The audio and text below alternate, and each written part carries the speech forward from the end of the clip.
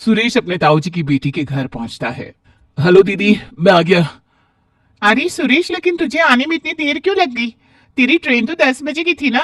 अरे दीदी, वो ट्रेन थोड़ी लेट हो गई थी इसलिए। अच्छा अच्छा। चल हाथ मुंह धो ले, मैं तेरे लिए खाना लगा देती हूँ। हाँ दीदी, बहुत भूख लग रही है। चल आजा, बैठ जा। सुरेश थोड़ा फ्रेश होता है और फ्रेश होकर खाना खाने के लिए बैठ जाता है। ये ले, तेरे मनपसंद आलू के पराठे और हरी चटनी। वाह दीदी, आपने तो आज मेरा दिन ही बना दिया। खा ले खा ले। अच्छा दीदी, पिछली बार मैं आया था तो आपके पड़ोस में ये लोग नहीं थे। लगता है ये लोग नए आए हैं। हाँ, ये लोग करीब 3 महीने पहले आए हैं। लेकिन सुरेश, इस घर की जो बहू है ना, उसकी जिंदगी तो नरक ही है, समझ ले। क्यों दीदी? अरे पूछ मत, उसका हस्बैंड एक नंबर का बदमाश है। उसके घर के सभी लोग उसकी पत्नी को बेवजह डांटते हैं तो वो कुछ बोलता भी नहीं, और आंख पर पट्टी बांधे बैठा रहता है। उसके ससुराल वाले बेचारे को इतना परेशान करते हैं, बात बात पर सुनाते रहते हैं। ऐसा कोई एक दिन नहीं जाता जिस दिन इनके घर से आवाज ना आती हो। आज तो उनके सास ससुर शायद कहीं बाहर गए हुए हैं, इसलिए थोड़ी शांति है। लेकिन अभी देखना, वो लोग जैसे ही शाम को घर आएंगे वैसे ही बेचारे के ऊपर चिल्लाने लगेंगे। और चिल्लाते भी इतने जोर से कि पूरा मोहल्ला सुन लेता है। अरे दीदी, ये तो गलत है ना। हाँ सुरेश, गलत तो है ही, लेकिन आज के जमाने में किसी के बीच में बोलना सही नहीं है। सुरेश को उस औरत के बारे में जानने के बाद उस औरत के लिए बहुत बुरा लगता है। अरे अब तू क्या सोचने लगा? ला प्लेट दे। ये लीजिए दीदी, खाना बहुत अच्छा बना था। अच्छा दीदी, मैं थोड़ी देर छत पर जा रहा हूँ। ट्रेन में बैठे बैठे और लेटे लेटे मेरी तो हालत खराब हो गई है। हाँ हाँ, जा जा। सुरेश छत पर जाता है। शाम के समय में छत में कितना अच्छा लगता है। तभी सुरेश सुनैना को देखता है, जो तार से कपड़े उतारने के लिए छत पर आई थी। अरे, ये हमारी पड़ोसी है। कितनी सुंदर है। बेचारी के साथ कितना बुरा हो रहा है। सुरेश को सुनैना बहुत ज्यादा पसंद आती है, इसलिए अब वो हर रोज सुनैना को देखने के लिए बहाने ढूंढने लगा था। तभी इसी बीच एक दिन, अरे ये तूने क्या किया? इतने महंगे प्लेट तोड़ दिए, सत्यानाश हो इसका। अरे तोड़ने दो, इसका बाप तो खरीद के लाया था ना ये प्लेट।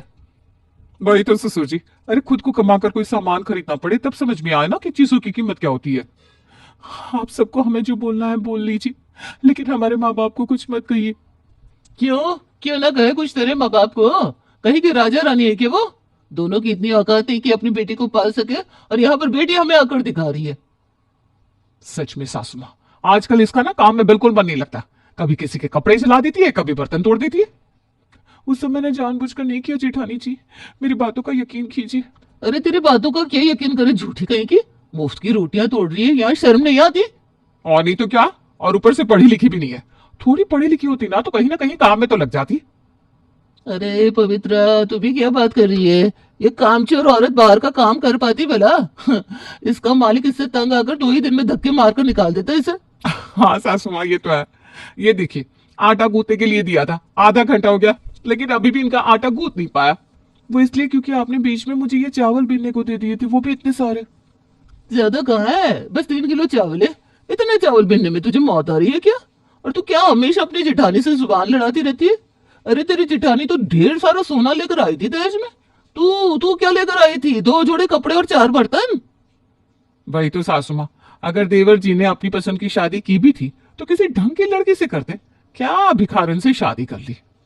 पता नहीं मेरे बेटे ने भी किस निकम्मी लड़की से शादी कर लिया। ना घर का काम सही से करती है, ना ही पढ़ी लिखी है, और ऊपर से इसे जितना भी समझाओ फिर वही गलती। अच्छा तुम लोग ये सब छोड़ो, इसका रोज का नाटक है। जल्दी से मेरे लिए चाय बनाओ। जी ससुर जी, अभी बनाती हूँ। सुनैना के ससुराल वाले उसे बहुत जोर जोर से डांट रहे थे, इसलिए इन सबकी आवाज बाहर जा रही थी। दीदी, ये लोग तो इसके ऊपर बहुत चिल्लाते हैं। इतनी छोटी सी गलती के लिए उसे कितना सुना रहे। वही तो देख ले, जमाना खराब है। अकेली लड़की को कोई चैन से जीने नहीं देता। इन सब घटनाओं के कारण सुरेश सुनैना के प्रति बहुत सहानुभूति का भाव रखने लगता है। इसके अलावा जब सुनैना कभी सब्जी लेने के लिए बाहर निकलती तो सुरेश भी किसी न किसी बहाने से घर से बाहर निकल जाया करता। इतना ही नहीं, अब तो सुरेश सुनैना के बेटे अमन से भी दोस्ती कर लेता है। अरे अमन बेटा, चल अंदर। अरे सुनैना जी, थोड़ी देर और खेलने दीजिए ना इसे। ठीक है। सुरेश सुनैना के बेटे अमन के साथ खेलने लगता है। कितने अच्छे हैं ये। अब सुनैना भी सुरेश को पसंद करने लगती है। दिन ऐसे ही गुजरते रहते हैं। तभी एक दिन, अच्छा दीदी, आज खाने में क्या है? आज खाने में मैंने भिंडी की सब्जी बनाई है। अच्छा सुनो सुरेश, तुम्हारी मम्मी का फोन आया था, कह रही थी कि तुम जल्दी घर पहुंचो। क्या? अच्छा, मैं मम्मी से बात करता हूँ। नहीं नहीं, तुम्हें मम्मी से बात करने की कोई जरूरत नहीं है। अरे दीदी, आप ऐसे क्यों बोल रही हो? अच्छा ठीक है, मैं सीधे मुद्दे पर आती हूँ। देखो सुरेश, तुम जो भी कर रहे हो ना, सही नहीं कर रहे हो। तुम वो सुनैना के पीछे क्यों पड़े हो? अरे दीदी, ऐसा कुछ नहीं है। सुरेश, मैं कोई बच्ची नहीं हूँ, मुझे सब समझ में आता है। बताओ तुम दोनों के बीच में क्या चल रहा है? अच्छा दीदी, अगर आपको पता चल चुका है तो ठीक ही है। वैसे भी मैं आप लोगों से इस बारे में बात करने ही वाला था। देखिए दीदी, सुनैना अकेली है, उसे किसी सहारे की जरूरत है और मैं उसका सहारा बनना चाहता हूँ। तुम्हें उसका सहारा बनने की कोई जरूरत नहीं है। तुम्हें पता नहीं उसके ससुराल वाले कितने बेकार हैं। दीदी, सुनैना का डिवोर्स होने वाला है और ये हम दोनों के लिए बहुत अच्छी बात है। तू यहाँ पर छुट्टियां मनाने आया है कि हमारी नाक कटवाने आया है? मुझे कुछ नहीं सुनना। तू कल ही यहाँ से जा रहा है, बस। अभी मैं तेरे जीजा जी से कहकर तेरी कल की ट्रेन की टिकट कटवाती हूँ। दीदी प्लीज ऐसा मत करो। मुझे कुछ नहीं सुनना। सुरेश अभी तो कुछ नहीं बोल पाता।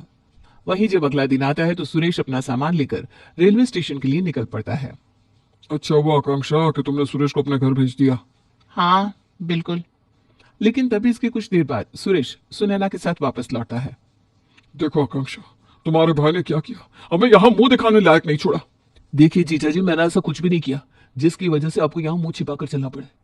हम दोनों जवान हैं और अपनी समझ से शादी कर लिए, तो इसमें बुराई क्या है? देख भाई, तुझे जो करना था तू करता, लेकिन अपने घर में करता, यहाँ तो ना करता। दीदी, जीजा जी, आप दोनों को मुझे आशीर्वाद देना है तो दीजिए, वरना मैं जा रहा हूँ। अरे तू तो चला जाएगा यहाँ से, लेकिन तेरी माँ को क्या जवाब दूंगी मैं? वो सब मैं संभालूंगा, आप चिंता मत करिए। इसके बाद सुरेश अपनी पत्नी को लेकर अपने शहर चला जाता है। ये किराए का कमरा है, अब हम यहीं रहेंगे। अच्छा, तुम बैठ जाओ, आराम करो, मैं जरा मार्केट से कुछ सामान लेकर आता हूँ। ठीक है। सुरेश मार्केट जाता है और कुछ सामान वगैरह खरीद कर घर आता है तो देखता है कि उसकी माँ वहां पर आई हुई है। तू इस चुड़ैल को ब्याह कर ले आया? अब माँ, मैंने आपको फोन पर सब कुछ बता तो दिया था, अभी आपकी बहू बन चुकी है, इसलिए इससे सही से बात करिए माँ। ये दो कौड़ी की लड़की मेरे घर की बहू बनेगी? इसे तो मैं अभी सबक सिखाती हूँ। चल निकल यहाँ से। माँ, आप ये क्या कर रही है? क्यों तमाशा बना रही है आप सबके सामने? अरे अभी तो तमाशा शुरू कहाँ हुआ है, तू देख अभी आगे क्या क्या होता है। सुरेश की माँ सुनैना के हाथ को पकड़कर खींचने लगती है। आह, मम्मी! माँ रुक जाइए, बहुत हो गया, अब और तमाशा नहीं। तू इस चुड़ैल के लिए मुझसे ऐसे बात कर रहा है बेटा?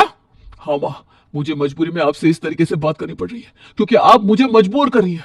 माँ प्लीज आप यहाँ से जाइए, मैं आपके हाथ जोड़ता हूँ। ठीक है बेटा, जा रही हूँ, लेकिन यह दिन मुझे हमेशा याद रहेगा। सुरेश की माँ वहां से गुस्से में चली जाती है। Sunaina, I am sorry. कोई बात नहीं। अच्छा अमन बेटा, ये लो आइसक्रीम, तुम्हें ये वाली आइसक्रीम बहुत पसंद है ना? हाँ। तो ले लो। अच्छा सुनैना, मैं तुम्हारा फेवरेट मंचूरियन लेकर आया हूँ, चलो साथ में खाते हैं और अपना मूड फ्रेश करते हैं। इसके बाद सुरेश सुनैना और अमन के साथ अच्छा समय व्यतीत करता है। दिन ऐसे ही गुजरते रहते हैं और ये परिवार हंसी खुशी अपनी जिंदगी बिताता रहता है। लेकिन तभी इस परिवार में कुछ परेशानियां होना शुरू हो जाती है। अच्छा सुनैना, मैं क्या कह रहा था कि बहुत दिनों से हम लोग रेस्टोरेंट नहीं गए, तो आज चलते हैं ना? अरे आज तो मैं बिल्कुल भी नहीं जा सकती क्योंकि कल अमन के स्कूल में फैंसी ड्रेस कंपटीशन है और मुझे इसके लिए बहुत सारी तैयारियां करनी है। अच्छा ठीक है फिर। सुरेश को इस बात पर बहुत गुस्सा आता है क्योंकि सुनैना ने उसे इसी तरह कई बार बाहर जाने के लिए मना किया था, वो भी अपने बच्चे की वजह से। हमेशा बार बार मना कर देती है। कभी अमन के स्कूल में फैंसी ड्रेस कंपटीशन है, कभी इसके स्कूल में पेरेंट्स टीचर मीटिंग है, कभी इसकी तबीयत खराब रहती है। अरे कम से कम मुझ पर थोड़ा तो ध्यान देना चाहिए। और तभी इसके कुछ दिन बाद ही सुनो सुनैना, आज ना मेरा वेज रोल खाने का बहुत मन कर रहा है, चलो ना बाहर चलते हैं। अरे नहीं नहीं, इतनी ठंड हो रही है बाहर, ऐसी ठंडी में अमन को बाहर ले जाना ठीक नहीं है। वैसे ये सुबह से बीच बीच में छींक रहा है। ठीक है फिर, घर में ही मंगा लेता हूँ। हाँ यही ठीक रहेगा। और अमन के लिए ना एक मीडियम साइज का पिज्जा मंगवा दीजिएगा। मैंने मना कर दिया तो सुनैना ने एक बार भी नहीं बोला कि नहीं नहीं बाहर चलते हैं। इस तरह सुरेश इन सब बातों की वजह से अमन के प्रति गुस्सा का भाव रखने लगता है। इसके कुछ दिन बाद जब सुरेश मार्केट में था, ये वाली ड्रेस तो बहुत अच्छी लग रही है, ले लेता हूँ। भैया ये वाली ड्रेस देना तो। सुरेश वो ड्रेस खरीदता है और ड्रेस लेकर घर पहुंचता है। अरे ये तो काफी शॉर्ट है। तो क्या हुआ, आजकल तो सारी लड़कियां पहनती है ना ऐसा। प्लीज जरा पहन के दिखाओ ना, मना मत करना। लेकिन अरे लेकिन मत करो, चलो जल्दी से पहन कर दिखाओ प्लीज। अच्छा ठीक है, 1 मिनट में आती हूँ। लेकिन तभी वहां पर अमन आ जाता है। मम्मा भूख लग रही है, प्लीज पास्ता बना दो। बेटा अभी थोड़ी देर में बनाती हूँ, तुम जाओ अपना होमवर्क खत्म कर लो। ना, मुझे अब भी खाना है। अमन पास्ता खाने की जिद करता है और रोने लगता है। बेटा ऐसे जिद नहीं करते, जाओ, अभी थोड़ी देर में बना देगी ना मम्मी पास्ता। अरे नहीं नहीं, बच्चा है, अभी इसे क्या पता। ऐसा करती हूँ, मैं जल्दी से पास्ता बना लेती हूँ पहले। ये कहकर सुनैना तुरंत किचन में चली जाती है। सुनैना मेरे बारे में बिल्कुल सोचती नहीं, सिर्फ अपने बच्चे के बारे में सोचती है। और तभी सुरेश को उसके बॉस का कॉल आता है और उसे ऑफिस जाना पड़ता है। हो गया सारा मूड चौपट। तो ये सब कुछ हो ही रहा था कि अगले दिन, अरे वाह, ये वाली मूवी। सुरेश मूवी देख रहा था कि तभी उसमें एक रोमांटिक सीन आता है। ये देखते ही सुनैना टीवी का रिमोट सुरेश के हाथ से ले लेती है और टीवी का चैनल बदल देती है। ये क्या कर रहे हैं आप? क्या कर रहा हूं मतलब? अचानक से ये गाना चालू होगा तो इसमें मैं क्या करूंगा? अरे पर थोड़ा तो ध्यान करिए, घर में बच्चा है, उस पर इन सब चीजों का क्या असर पड़ेगा? अच्छा ठीक है, ऐसा करता हूँ, टीवी बंद कर देता हूँ। अरे सुरेश ये कहकर गुस्से में घर से बाहर चला जाता है। जब वो घर वापस लौटता है, बेटा पढ़ो इसे, ध्यान से पढ़ो। मुझे लगा था कि मैं गुस्सा हूं तो सुनैना मुझे मनाएगी, लेकिन यहां तो सब उल्टा ही हो रहा है। मैडम अपने बेटे को पढ़ाने में लगी हुई है। बेटा जल्दी से ये वाला पार्ट याद कर लो, कल तुम्हारी टेस्ट है ना। टेस्ट है? पढ़ा तो ऐसा रही है जैसे साइंटिस्ट बनने वाला है कल। सुरेश चुपचाप अपने कमरे में चला जाता है और सो जाता है। अरे ये तो बिना खाए सो गए आज। सुरेश जी उठिए ना, मैंने आपकी मनपसंद लौकी और चने की सब्जी बनाई है। नहीं मुझे सोने दो, मुझे बहुत नींद आ रही है। इन्हें क्या हो गया? देख रही हूँ 2-3 दिन से इनका मूड ठीक नहीं रहता। इसके अगले दिन ही सुरेश रात के 10:30 बजे बियर की बोतल लेकर आता है। अरे ये बियर की बोतल? आपसे मैंने मना किया था ना, ये सब घर में मत लेकर आइए। सुनैना अब ना तुम चुप ही रहो। मैं कुछ भी करता हूं तो तुम मुझे कितना टोकती हो, घर में ये मत करो, घर में वो मत करो, टीवी में ये चैनल मत देखो, वो चैनल मत देखो। अरे बस भी करो यार, परेशान हो गया हूं इन सब रोक टोक से। तुम मुझे क्यों एक पंछी की तरह पिंजरे में कैद रखना चाहती हो? सुरेश जी ये आपको क्या हो गया है? आप ऐसे क्यों बात कर रहे हैं मुझसे? अरे क्योंकि तुमने मेरे लिए कोई चारा ही नहीं छोड़ा, इसलिए। मैंने सोचा कि अमन 10 बजे तक सो गया होगा तो मैं ये बियर लेकर आया, लेकिन तुम्हारा बेटा तो अभी तक जगा हुआ है, तो इसमें मेरी क्या गलती है? अरे जाओ ना, जाके सुलाओ उसे। तो क्या वो सुबह में ये सब नहीं देखेगा? नहीं देखेगा, क्योंकि मैं इसे छुपा दूंगा। अपने बेटे की बड़ी फिक्र है तुम्हें, लेकिन क्या कभी तुमने मेरी फिक्र की? ये आपको क्या हो गया है? आप एक बच्चे से जलन की भावना रख रहे हैं। अरे चुप करो यार, मैं तंग आ गया हूं तुम्हारी ये बकवास बातें सुन सुनकर। अब जाओ और मुझे थोड़ा टेंशन फ्री रहने दो।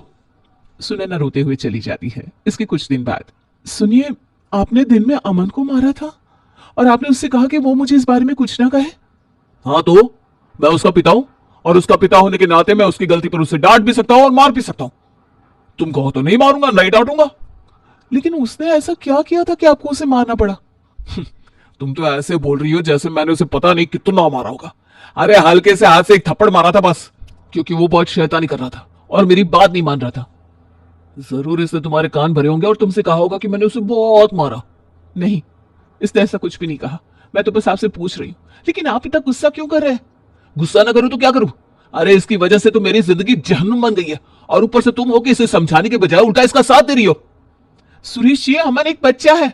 अरे हाँ बच्चा है, यही बोल बोलकर तुम्हारे और हमारे रिश्ते के बीच अब इतनी दरार पैदा हो गई है जिसका तुम्हें अंदाजा भी नहीं है। अरे इसकी वजह से ना मैं तुम्हारे साथ टाइम स्पेंड कर पाता हूँ, ना ही कहीं बाहर जा पाता हूँ, और तो और कुछ भी अपने मन की नहीं कर सकता हूँ, सिर्फ इसकी वजह से। सुरेश जी आप ऐसे बिल्कुल नहीं थे। क्या हो गया है आपको? किसी ने कुछ कहा है क्या? अरे आप एक बच्चे से। चुप रहो सुनैना, बहुत हो गया। अब तुम्हें इसे कल ही हॉस्टल में डालना होगा। नहीं, मैं ऐसा नहीं कर सकती। मैं अपने बच्चे के बिना नहीं रह सकती। ये बात आप भी अच्छे से जानते हैं सुरेश जी। ये क्या हो गया है आपको? प्लीज ऐसा मत बोलिए। हमारा छोटा और प्यारा परिवार है, क्यों तोड़ रहे इसे आप? मत करिए ना ऐसा प्लीज। नहीं, अब मैं अपना डिसीजन बदलने वाला नहीं हूं। तुम्हें इसे हॉस्टल भेजना ही होगा, और वैसे भी ये हॉस्टल ही तो जाएगा, कहीं किसी और के पास नहीं जाएगा जो तुम बेवजह इतना डर रही हो। तो ठीक है, फिर हम दोनों अलग हो जाते हैं, क्योंकि इसी में हम दोनों की भलाई है। सच में मैंने आपको एक अच्छा इंसान समझकर गलती की। वाह, मेरी माँ सही कहती थी, तुम जैसी औरतें ना लास्ट में धोखा ही देती हैं। बहुत हुआ सुरेश जी, अब एक और लफ्ज नहीं। इतना कहकर सुनैना अपना सामान पैक करती है और अपने बेटे को लेकर सुरेश के घर से निकल जाती है। इस तरह सुनैना का ये दूसरा और आखिरी ससुराल था।